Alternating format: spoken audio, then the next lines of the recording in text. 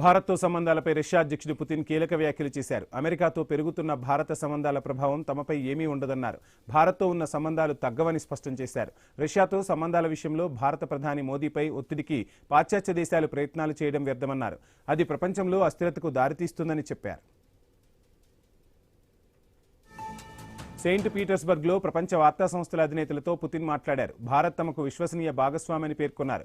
India ఏ దేశంతో ద్వైపాక్షిక సంబంధాలు కొనసాగించినా తాము ఎలాంటి ప్రతికూలంగా చూడమని స్పష్టం చేశారు. కాలపరీక్షను తట్టుకొని నిలిచిన భారత్ రష్యా సంబంధాలపై ఏ విధమైన ప్రభావమూ పడబోదన్నారు. భారత్కు స్వతంత్ర విదేశాంగ విధానం ఉందని పుతిన్ చెప్పారు. తమ దేశ ప్రయోజనాలకు ముఖ్యమని అనుకున్న దేశాలతో సంబంధాలు పెంపొందించుకుంటుందని తెలిపారు. ప్రపంచంలో అతిపెద్ద ఆర్థిక వ్యవస్థల్లో ఒకటిగా భారత్ నిలుస్తోందన్నారు. గణనీయంగా వృద్ధి సాధిస్తోందని తెలిపారు.